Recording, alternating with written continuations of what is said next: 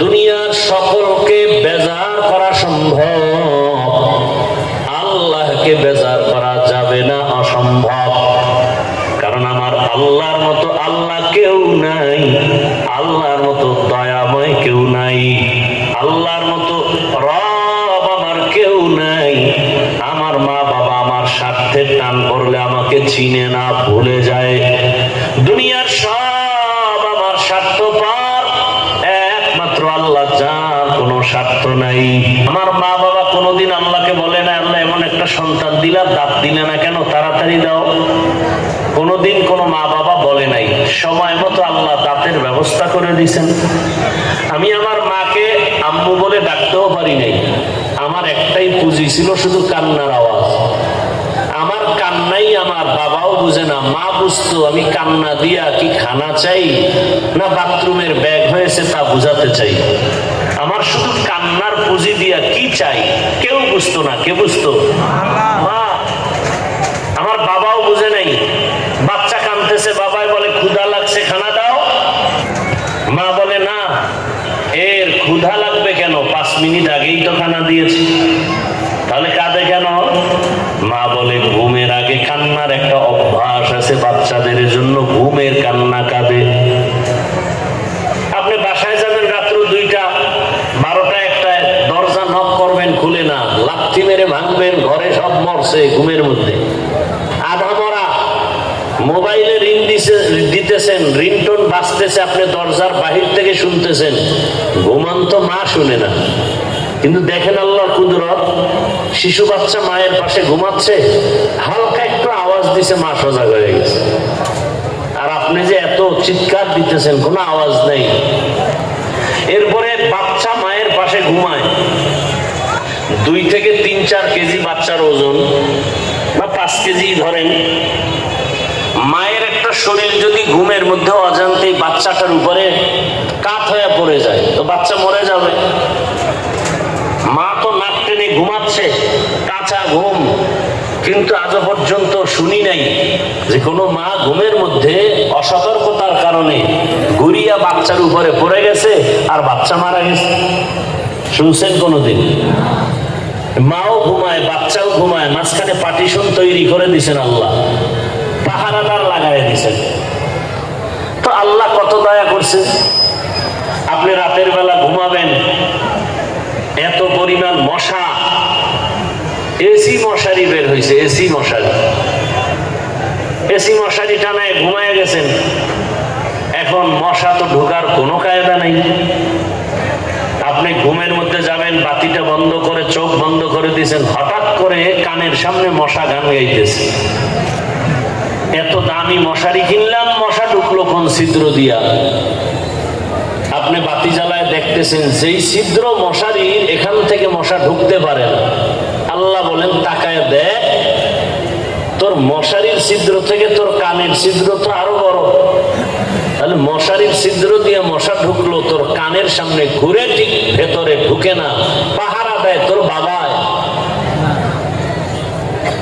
আল্লাহ বলেন কি পরিমাণ দয়া আমি করেছি, আমি পাহারাদার ফেরেশতা লাগাই দিয়েছি।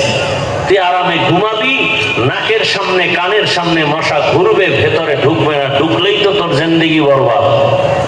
একটা মশা যদি মানে হঠাৎ করে ভুলে নাকের ভেতরে দিয়ে ঢুকে মাথার উপরে গিয়া যদি বলে সরি বাপ চাই, আমি ভাবছিলাম তুমি নমরুদ,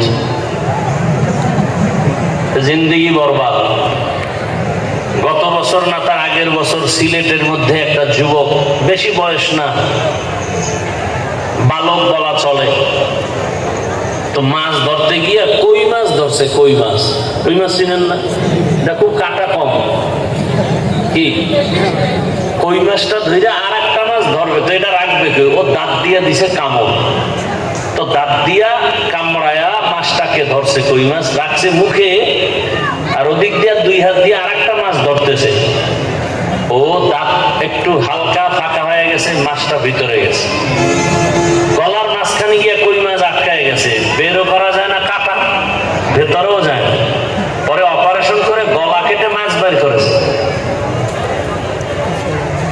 তো আল্লাহ পাক রব্বুল আলামিন কি পরিমাণ মায়া দয়া আমাকে করছেন। যার কোনো সারা জিন্দগি বয়ান করলে শেষ করা যাবে না, সেই আল্লাহকে বেজার করবা কেন? এজন্য নবী বলেন লা তাআতা লি মাখলুকিন ফি মাসিয়াতিল খালিক। আল্লাহকে অসন্তুষ্ট করে পৃথিবীর কারো হুকুম মানা যাবে না। দুনিয়ার সকলকে বেজার করা সম্ভব, আল্লাহকে বেজার করা যাবে না, অসম্ভব। কারণ আমার আল্লাহর মতো আল্লাহ কেউ নাই, আল্লাহর মতো দয়াময় কেউ নাই, আল্লাহর মতো রব আমার কেউ নাই। আমার মা বাবা আমার স্বার্থের টান করলে আমাকে চিনে না, ভুলে যায়। দুনিয়ার সব আমার স্বার্থ পার, একমাত্র আল্লাহ যার কোনো স্বার্থ নাই।